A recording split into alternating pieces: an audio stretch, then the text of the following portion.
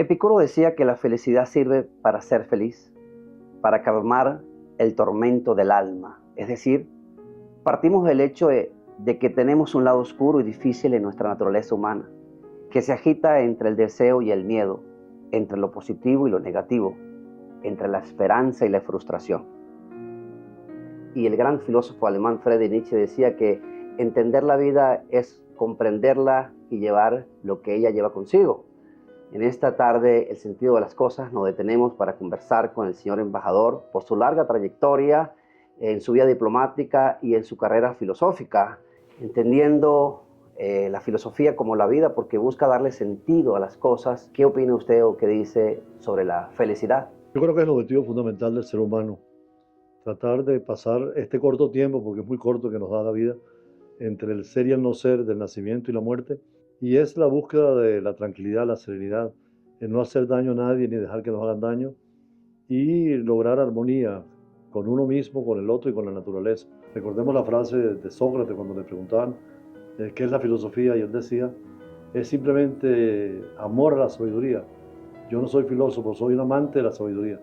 Y este espacio que inicia filosófico es buscar la verdad y sobre todo la felicidad, que es más importante que la verdad.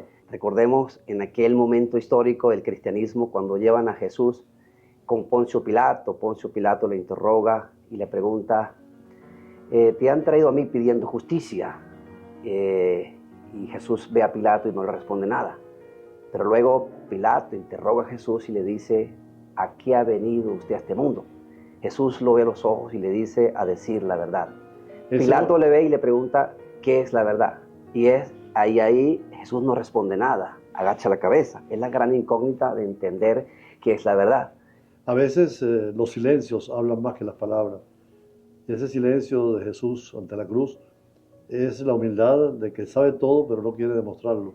Siendo Dios tenía el conocimiento absoluto, pero humildemente hizo silencio por lo difícil que es la verdad, porque el ser humano deforma las verdades y las verdades y está siempre engañando o engañándose.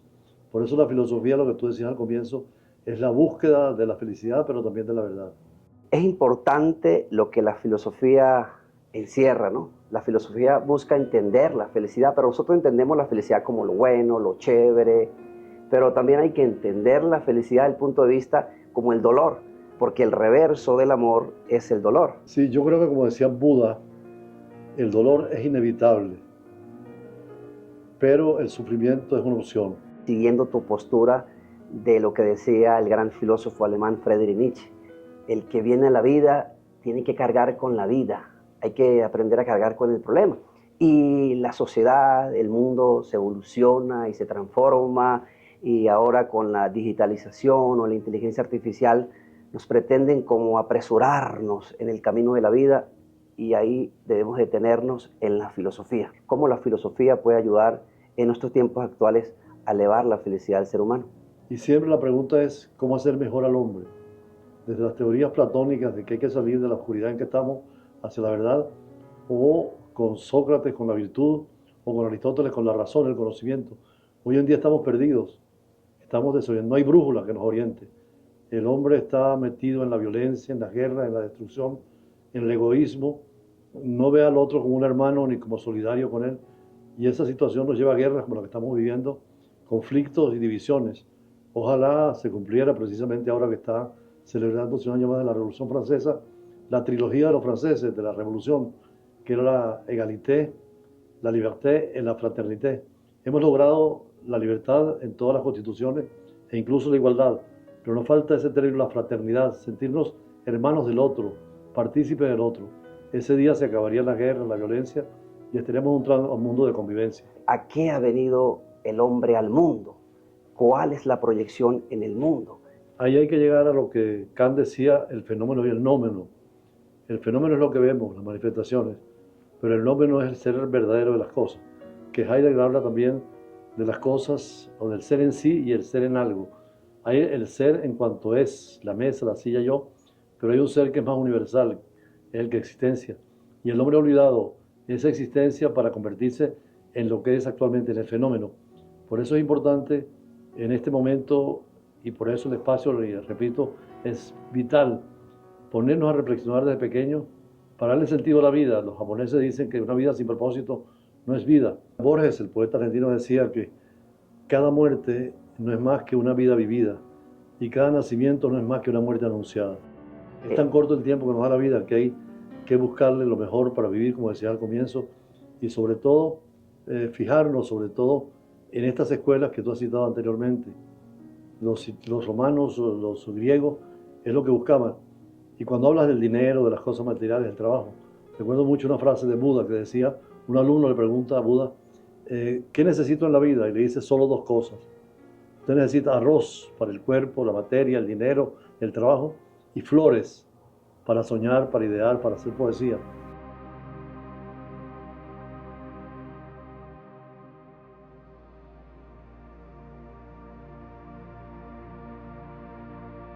Desde la antigua Grecia se hablaba de que la felicidad es también prepararse para la muerte, saber que es un fenómeno natural, que vamos a desaparecer y llenar ese espacio de tiempo de cosas buenas. Y la felicidad, como dice el pensamiento, carpe diem, el momento es hoy. Y Aprovecha el tiempo, ¿no? sí, aprovechar el tiempo. Y en esta tarde filosófica podemos disfrutar o compartir de un vino, ¿no? Yo creo que el vino tiene una connotación espiritual, porque el primer milagro de Jesús transforma el agua en vino en la boda de Caná. La despedida de Jesús fue con vino. Entonces, por eso dice la frase popular, el hombre al mundo vino, y si no vino a tomar vino, ¿a qué carrizo vino? Por eso decían los romanos, in veritas vinus. El vino busca la verdad. Cuando uno toma algo, el espíritu sublimiza y puede profundizar más. Yo creo que la felicidad no es un estado permanente. Tenemos momentos de felicidad, y como tú decías al comienzo, tenemos momentos de dolor. Hay que buscar los momentos más felices para poderla prolongar. En mi caso, profesionalmente, he sido feliz como diplomático.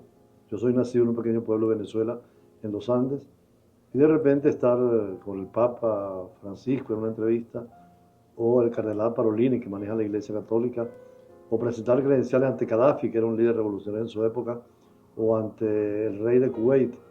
Entonces, y además tener responsabilidades en Rusia, en la época comunista, o en Suiza, en Naciones Unidas, da una satisfacción enorme personal e intelectual, porque por ejemplo en Ginebra aproveché a hacer una maestría en la Universidad de Ginebra y asistir con grandes filósofos a la Escuela de Estudios Internacionales. Entonces, estudiar es muy importante, da felicidad, los libros son necesarios, la información y programas como estos son fundamentales. Y en lo personal yo creo que hay que estar feliz con el trabajo. Cuando uno trabaja en lo que le gusta, no es un trabajo, es una especie de placer. Cuando te obligan es el problema. Y además creo que en el mundo he buscado siempre el centro, un poco en la tesis aristotélica de que los extremos son engañosos. Es mejor el centro, todos tenemos algo de verdad y algo de mentira, como toda mentira tiene algo de verdad. Y en la vida es importante la ponderación, la moderación. Yo después de tanto trabajo en el mundo exterior, de tantas visitas a tantos países, ahora sigo en la docencia, en la universidad, y precisamente en materias como Derecho Internacional Público, Derecho Internacional Penal, Inteligencia Artificial, filosóficamente hablando. Incluso escribí un pequeño libro que se llama Filosofía del Deporte, donde hago un análisis filosófico de los deportes, que por cierto pongo que el deporte es el modelo de sociedad, porque ahí hay árbitros que se hacen obedecer, jueces justos, equipos que coordinan su esfuerzo entre ellos, pero además no acaban con el otro cuando pierden, sino que se dan un abrazo. Ojalá y la política fuera así. Porque la vida también es como un partido de fútbol. Y al final, al cabo, gana el que más se haya forzado. Y al que le metan gol a cualquier partido, ese partido puede hacerse de nuevo. Si le meten gol, no significa que ha perdido la partida. O si ha perdido un juego, no significa que perdió. Eso motiva más. Es la motivación. La vida es cada caída, es un aprendizaje y seguir adelante. Pero me entusiasma mucho un libro últimamente, porque estuve 3 años de embajador en Corea y empecé a leer la filosofía oriental, que es distinta a la occidental. En Occidente tenemos el concepto de que el tiempo va muy rápido. En Oriente el tiempo se prolonga, todo es despacio, con calma. Pues en Oriente hay más equilibrio con la naturaleza, con los demás, hay más comprensión. Tiene mucho sentido la comunidad. En Occidente, y el capitalismo lo muestra así, es el individuo lo que cuenta, el individuo lo que quiere, y no la comunidad. Entonces, entre ellos hay un filósofo nuevo que se llama Byung-Chul Han, que es nacido en Corea, da clase en Berlín, y plantea este tema de la actualidad, donde tú lo has planteado al comienzo, ¿qué es la felicidad? Inclusive advierte que las enfermedades de este siglo no van a ser ni por virus, ni por hongos, ni tampoco por bacterias, sino van a ser neuronales. Pues estamos en un mundo muy complejo donde la locura está a la mano. hay suicidios juveniles, y con las redes sociales y con estos smartphones, lo que hacen es cerrarnos a la vida, a la comunicación con el otro y encerrarnos en nosotros mismos. Nosotros perdemos el tiempo, ese tiempo que es el premio dado de la eternidad al hombre, decía el maestro Jorge Luis Borges citando a las 1001 noches. Nosotros perdemos el tiempo en lo irrisorio, en lo que creemos que es felicidad, pero no es felicidad. Entonces, el tema este de la digitalización, el tema de la tecnología, hasta cierto punto es importante, pero hay que controlar, hay que ser moderado. Y en ello la filosofía plantea la moderación del hombre en todo el sentido. Ya es la segunda vez que mencionas las 1001 noches. Yo hace poco tiempo escribí en el Universal 1001 palabras referido a la inteligencia artificial y al Medio Oriente sobre todo. Y decía, terminaba diciendo que ojalá que fuéramos como Cherezade, que a pesar de que el sultán era tan agresivo y mataba cada noche una dama, ella logró con sus cuentos, con su diálogo, casarse con él, tener hijos con él y acabar con la violencia. Convencerlo, hasta llegar a la misma noche. Es lo que el ser humano tiene que hacer hoy también. Y que se haya enamorado. Pero usted ha planteado algo, embajador. Usted nombra mucho la inteligencia artificial.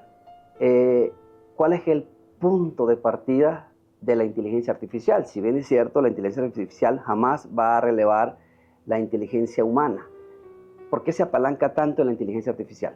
Hay una denuncia que hace Edgar Morin, el francés, que está vivo todavía, tiene 104 años, en la Academia de Francia. Decía que todo lo que es la cibernética, incluyendo la inteligencia artificial, lo que nos da y optimiza es la cantidad de cosas que pueden hacer, pero no la calidad. Y dice que hay que llegar a la moral, a la filosofía, precisamente, para encontrar un camino de rectitud y a una regulación, porque plantea el caso de que los israelitas, cuando salen de Egipto, Dios les hace el milagro de abrir el Mar Rojo, pero a los pocos días les puso las 12 tablas de la ley. Es decir, la inteligencia artificial es un don de Dios, pero si no la regulamos puede ser un desastre. Sí, Dios nos da un regalo, que es la inteligencia artificial, pero hay que tener cuidado y hay que ser prudente. No dejar que la inteligencia artificial es una herramienta para ayudarnos, para pensar. Desde el punto de vista de la robótica médica, pues es importantísimo. Pero yo creo que sí hay que resaltar más lo que usted decía, la moral, la ética como valor fundamental para que el mundo se pueda comprender. Usted es un gran conocedor del derecho internacional público y de la geopolítica mundial. Hay un tema hoy muy en boga que es la geoeconomía, porque la geopolítica mueve la economía mundial. Lo primero es la modificación del sistema internacional. Naciones Unidas ya no sirve. Ahí hay que cambiar el derecho a veto de las 5 potencias que era justificado en la Segunda Guerra Mundial, o eliminar y democratizar el Consejo de Seguridad, o simplemente pronunciarse sobre conflictos armados en el Consejo de Seguridad, pero buscar la paz y que sea efectivo. Sí, porque ahí es interesante, ¿no? Con la creación de la Corte Internacional de Justicia como órgano... Y la Corte Penal también, que es una referencia. Sí, pero como órgano jurisdiccional de los estados, si bien es cierto que ningún estado se puede someter a ningún estrado internacional. Bueno, ningún estado se puede someter. Si no da el consentimiento. Sí, el principio de consensual es el principio de consentimiento. Pero ahora, la decisión de la alta majestad de la Corte Internacional de Justicia no tiene ejecutoriedad, porque nosotros vemos en la realidad que algunos estados no ejecutan o no pueden ejecutar la sentencia de la Corte Internacional de Justicia. Entonces, son 15 jueces que están en La Haya que aparentemente quieren resolver. Más allá de esto, el derecho se presenta para regular la sociedad. El derecho regula la sociedad. Y el derecho internacional que tiene su agarre en la Convención de Viena de las Relaciones Diplomáticas de 1961 y la Convención de Viena de las Relaciones Consulares de 1963. Y el punto de partida es la Convención de Viena sobre los Derechos de los Tratados de 1966, porque digamos, la fuente, es la columna vertebral del derecho internacional, porque si un Estado suscribe un tratado con otro Estado e incumple, si dan el principio de consensualidad, como usted bien lo decía, acude a la Corte Nacional de Justicia. Por eso, terminando ya el diálogo, es importante señalar que el derecho tiene una tridimensionalidad, una dimensión que es fenomenológica. Cuando hay un fenómeno nuevo, el derecho tiene que regularlo.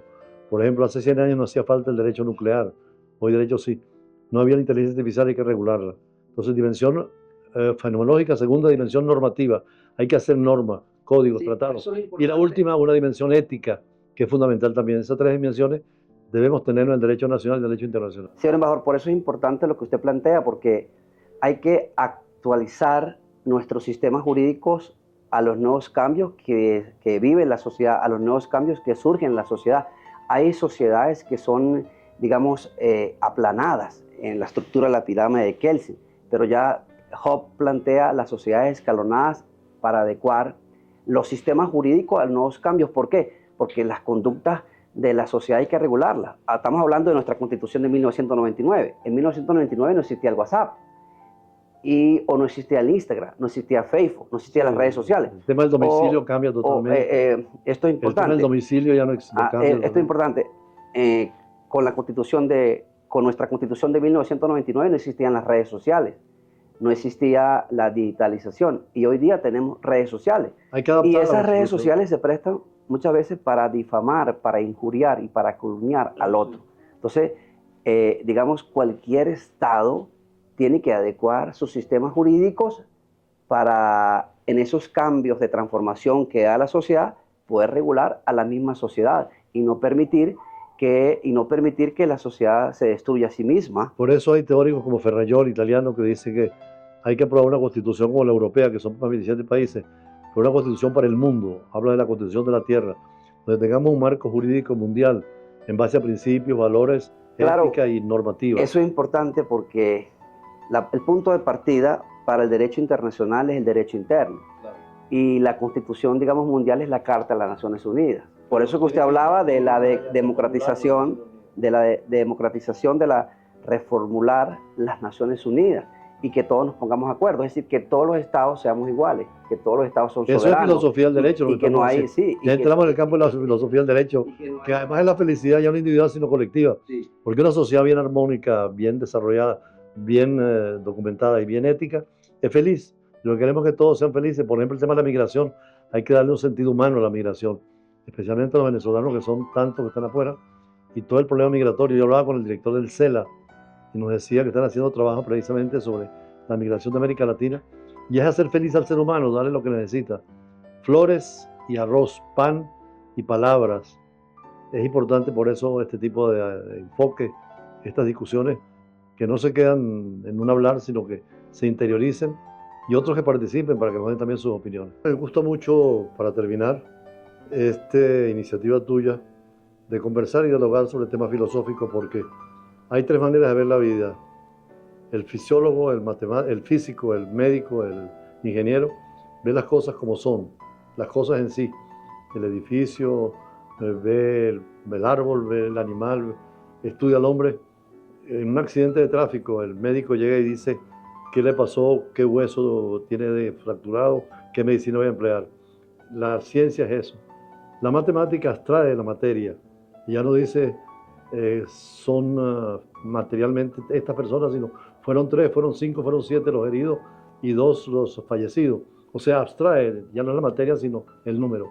En cambio, el filósofo, cuando ve un accidente, dice ¿por qué y para qué? Si son tan jóvenes, ¿por qué? Si existe Dios, permite esto. O sea, el filósofo lo que hace es preguntarse el por qué y el para qué.